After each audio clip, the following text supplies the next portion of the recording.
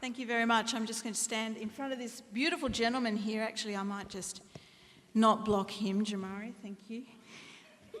My name is Deborah Cheetham. I'm so privileged to have spent the last 10 years of my life singing and creating on the land of the Wurundjeri people and their close cousins, the Bunurong. And this land, the Wurundjeri and the Bunurong have poured their knowledge into this land where we celebrate this afternoon. And you know how they did that? Exactly how we just began, through song, through dance, through art. This is the way that we know our world and give meaning to everything in it. So it only made sense to myself and my wonderful partner Tony that we should have a choir of excellence. And these children have really worked very hard this year. Some of them have been all the way to the Sydney Opera House, as a matter of fact. A little bit more about that later. Yeah. Just last week, I think it was last week, wasn't it? We were at the Melbourne Recital Centre launching Archie Roach's 10th album, Let Love Rule, and these kids here sang on the title track, so we're so incredibly proud of them. Every song that you'll hear this afternoon is an original song.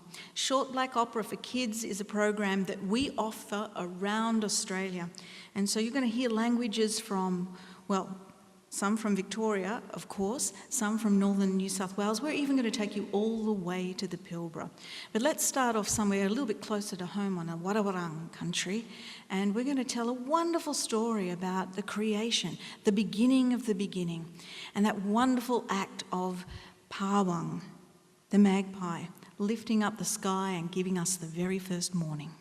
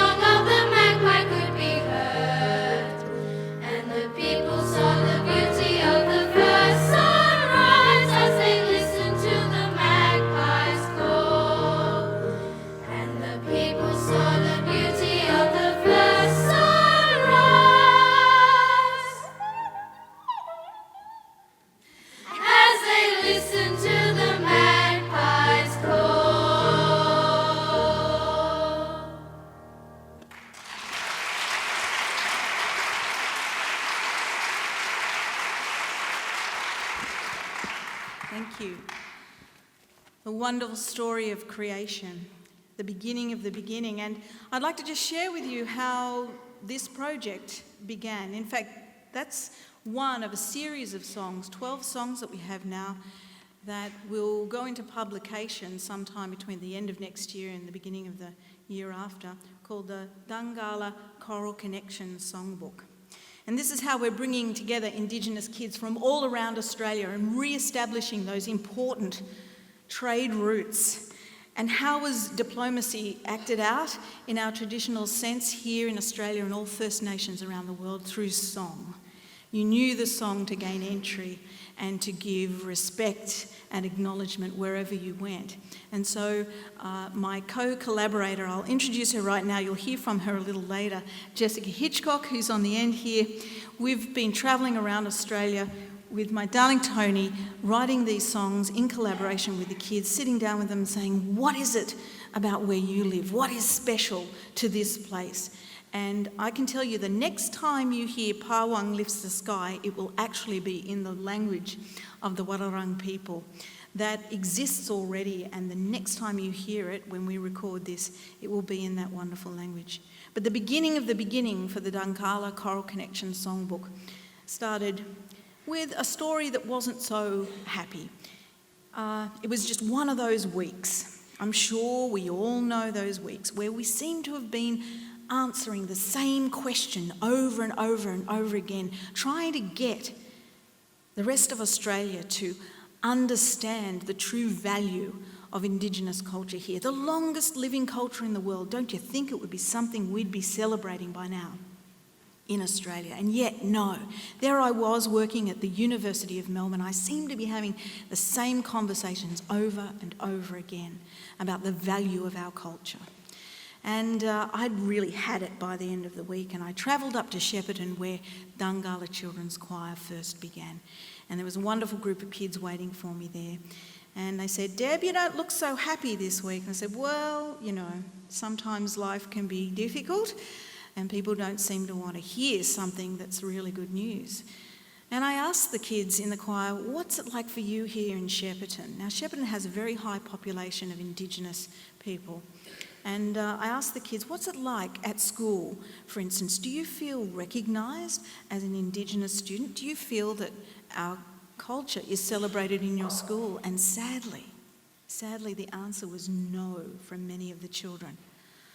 And we sort of thought about what we wanted to do about this situation, and it seemed obvious, let's write a song. And so we penned this song. It asks a really important question. These children here go to school every day and learn about all the cultures that have come to this country since colonisation first began. They do their very best. They know a lot. But they ask a really important question. As an Aboriginal child, I know you. I know your world. But do you know me? And there was one line that I always like to draw attention to, and it was written by Dana McDonald, who can't be with us today because she's actually doing her VCE or her HSC, her final exams in Year 12. And she penned this really deep line. She was only 12 at the time when she wrote this. She said, when you hear the word Aboriginal, tell me, what do you see? Do you see you or do you see me?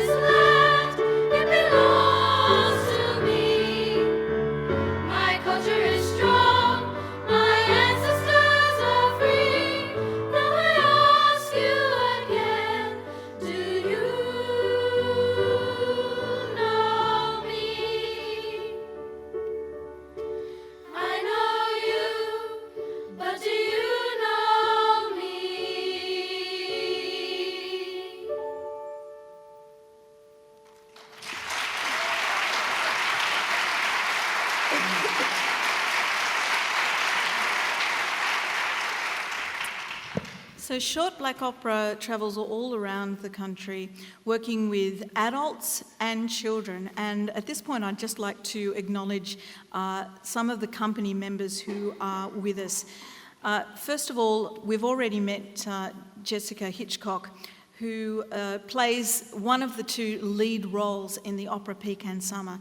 Jessica just made her operatic debut on the concert hall stage of the Sydney Opera House a couple of months ago, and we've just learned today that Jessica and the next person I'm going to introduce have both been nominated for a very important award, and you're going to hear about that, a process that you can go online and vote for an Indigenous voice in the world of opera in Australia, most certainly.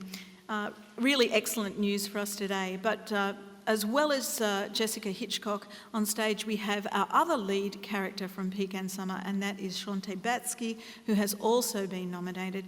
We're just always so grateful, Shante, to have you with us as a shining example of a student who came to education as a mature student, left her life in Sydney to come down here to Melbourne to train with Short Black Opera.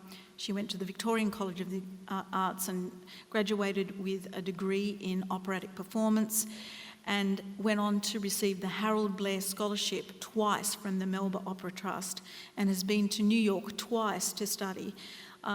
This is someone who is an absolute shining example to the children in the choir, and we're always so grateful to have you with us also, Shante. And congratulations on your nomination and yours, Jessica.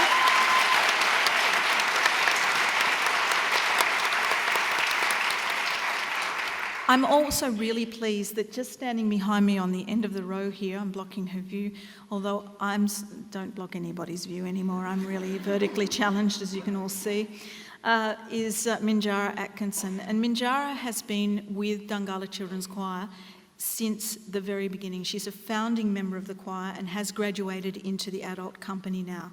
And Minjara and Jessica both made debuts, operatic debuts in Marupna in 2010 when Pecan Summer first premiered. And I know there are some people here, Lowitja, I know you were here. You were at that premiere, and there's never been anything to top it, really, even having gone to the Sydney Opera House to sing a story that belongs on country and to have so many of our esteemed Aboriginal leaders in the audience. It was such an honour to have you there. It's such an honour to have you here today, and for us to sing at the conference that bears your name. Thank you so much, Lowitja.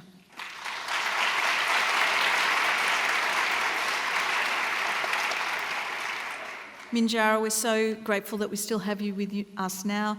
You're now a student at the University of Melbourne. You've been working there for several years, and we couldn't be more proud of you than we are. So thank you for rushing from work. I think she had to work through lunch today so she could be with us this afternoon. This next song we wrote, Jessica and I wrote last week in Benalla. Gosh, was it last week? It really was last week. And the first time we performed it, the ink was still wet. In fact, we had a group of 20 wonderful children and we taught it to them. It's in the language of my grandmother, which is the Yorta Yorta language. And it tells a story of one of our iconic features of our landscape, which is, of course, the beautiful river red gum that you'll find growing throughout the Barmah forest, the largest river red gum forest in the world, and also along the banks of that beautiful river that we know as the Dunghala, and that's where the children's choir takes its name from, the Dunghala. Recently, they've started calling it the Murray River. I have no idea why. But can I share that word with you, please? Can you say Dunghala? I'll never forget the first time that word was given to me by Auntie Lil, and she said, the Dhungala has been the source of life for the Yorta Yorta people for 70,000 years. When you speak that word, speak it gently and with reverence. And I just felt that was the perfect name for this choir. So we sing Birra Mamana, which actually means heading home. And this is a brand new song from the Dhunghala Choral Connection Songbook.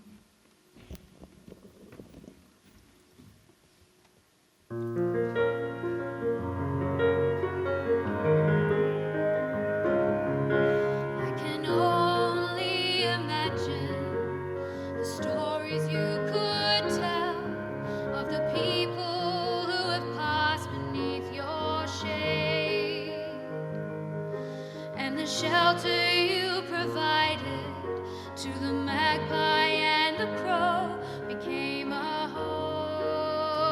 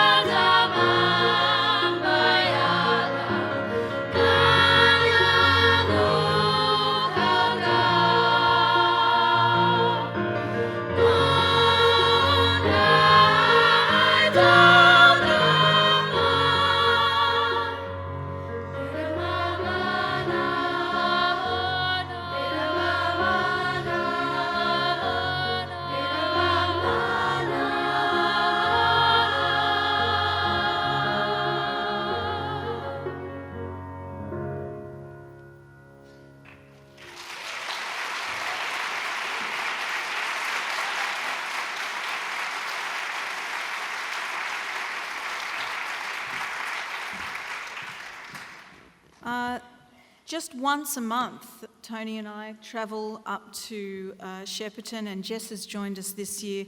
Just one Sunday a month we'll get together, and not even every Sunday, with the kids from Shepparton. And there are children from this choir who travel from Geelong and Torquay and Portland to Shepparton for those rehearsals. There's one choir member missing today, and we always feel it when Darcy's not here, don't we? Darcy Pearce, and I'm just going to mention her name to you this afternoon, as well as Dana. Darcy is in Year 12 as well, doing her final exams. She does her legal studies exam tomorrow, and she just wrote to me and said, look, I really feel I need to stay in Shep and get ready for that exam. And Darcy was also a founding member of the choir, and at a time when things were tough in her family and they had to move away from Shepparton to Bendigo, Darcy would still come to choir, and in those days we went there twice a month. And one day Tony and I noticed that Darcy was arriving a little late, very unusual for her. And when we made a few inquiries, she said, oh, well, you know, we've moved to Bendigo. I said, no, I didn't know that. Well, we don't really have much in the way of transport or money, so we hitchhike to choir. And that just drove it home to me, how important it was for Darcy. Her connection to culture was coming through this choir, and we made it possible, of course, for her and her dad not to have to hitchhike after that. But that was the level of commitment, and we've seen that all the way through. These children on stage are new to the program in the last year and a bit, but already they're doing such an incredible job. So we've been all the way to the Pilbara this year, and we worked with some wonderful Bunjima kids. And whilst we were there, one of their senior elders, Maitland, actually gave to us some language. And Jess, you've got that wonderful translation of the language. If you are good to the country... Yeah, go with an open and accepting spirit, and the country will not treat you badly. I think that is wise counsel. Go with an open and accepting spirit, and the country will not treat you badly. That would be the message for Australia. That would be the message I would send out to all of those people out there that don't realise yet just what value there is in the first culture of this land. So we like this song. It's called Red Dust Sky.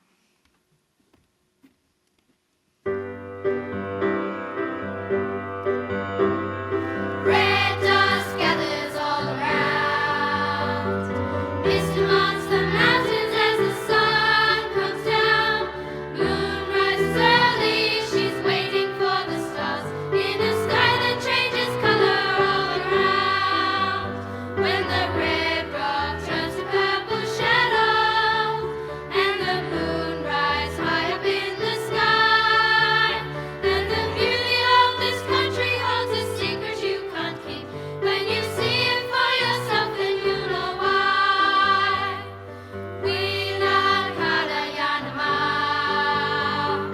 yuluningumbira, yundarida. Bring an open spirit when you come into this land. As the country opens up, you'll understand. When the red rock turns to purple shadow, and the moon rises high up in the sky, then the beauty of this country holds a secret you can't keep. When you see it for yourself, then you know why. When the red rock turns to purple shadow, and the moon rises high up in the sky, then the beauty of this country holds a secret you can't keep. When you see it for yourself, then you know why. Let me show it to you now, and you know why.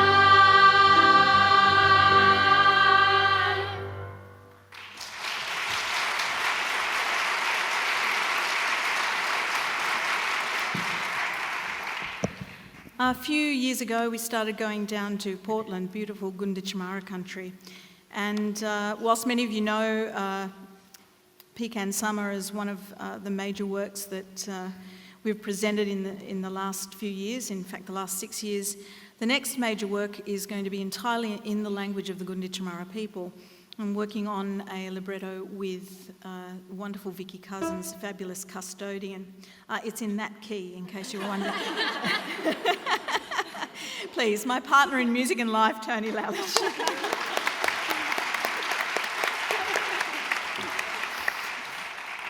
That work, Umaralla, takes its name from another river, the Umaralla, and it is actually it's a requiem. It's a war requiem.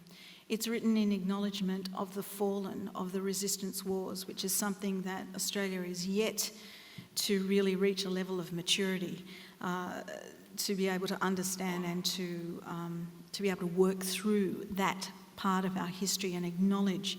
And you know what? Of course, that has had devastating consequences for Aboriginal people. That goes without saying, in this room particularly. But I started to think, what about the fallen on the other side? What about those colonisers? If we don't recognise that that was a war, how are they being laid to rest? How do their descendants cope with that? How do they deal with it and make sense of it? And so I thought, I want to write a really long work in the language of the Gunditjmara people, great warriors they are. Well, we started going down there to Portland, and it's powerful, powerful country. And in fact, one of the first songs that we wrote was this next one, Our Song, and it's really the mantra. It's really become the core meaning for Dunghala Children's Choir and for what we do, also for the opera company Short Black. A song isn't just a song. It's a way of knowing who you are and where you belong, and that's exactly the sentiments in this song, Our Song.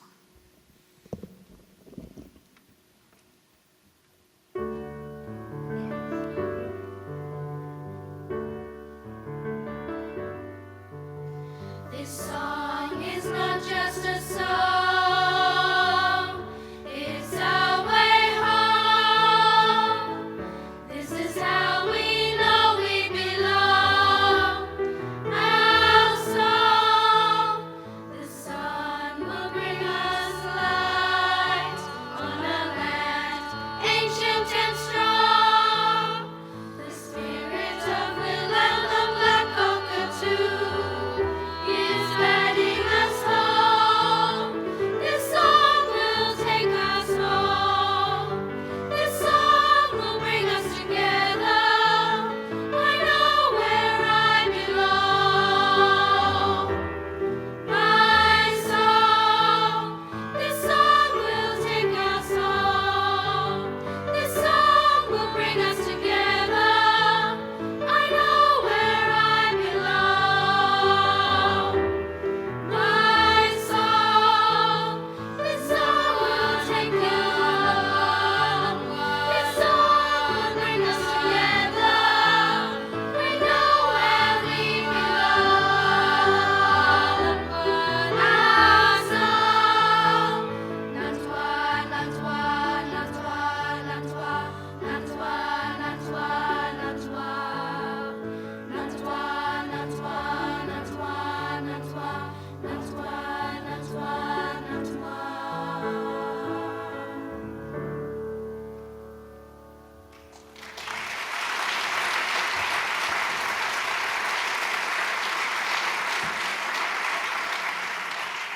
Well, our final song for today is one that was written by the smallest group that we've ever had for an SBO for kids. It was just brought together over 2 days, in fact, a couple of hours on each of those 2 days in NAIDOC week a couple of years ago out in Dandenong. We just had 5 kids. And actually it was leading up to Reconciliation Week, wasn't it, Tony? And so in leading up to Reconciliation Week, we thought, right, let's write a song about reconciliation. And I really wanted to get that sense of culture in the song. And so I sat the kids down and we were writing our ideas on big butcher's paper with crayons and having a great time drawing as well. And I just couldn't think of a word that rhymed with culture, apart from vulture. right? Which is not helpful when you're trying to write this inclusive, meaningful song. So the kids went home after the first day and came back the next day, and a young girl by the name of Larissa Johnson, she lives up in Wagga now, she said, "Deborah, I think I've got something that rhymes with culture." And she said, "How about this? Our elders and ancestors sculptured our culture." Okay. Wow. Just 11 years old, you know. So we don't doubt the capacity of our children to know and learn and find meaning and understand who they are through song. We just need to make sure that song and language remains in the curriculum, and that if it's not in the curriculum, then groups like Short Black Opera and others out there doing this work are supported to do this work, because these kids can learn anything, absolutely anything, if it's sung. And that day I learned that there were words, wonderful words that rhymed with culture. And so we put it into the song immediately. We've got some brand new chorography for you. That's choreography for choirs. So if it doesn't work, I'm hoping there'll be no fatalities or injuries on stage. But this is a good conference to sort of, you know, someone can leap up and help us, yeah? Are you good with the new choreography? You good with that? Okay, all right, here we go. Reconciliation now. We're sick of waiting. Let's do it.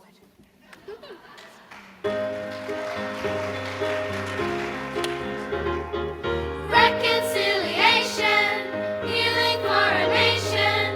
Reconciliation makes us one. All together, reconciliation builds a stronger nation. Reconciliation can be fun. All together, run towards our rights. Turning on the lights feels as good as Saturday night. We're all together, celebrate reconciliation. Celebrate reconciliation. Celebrate reconciliation. Our elders and ancestors sculptured our culture, our living culture. Celebrate reconciliation. Celebrate reconciliation. Celebrate reconciliation right now.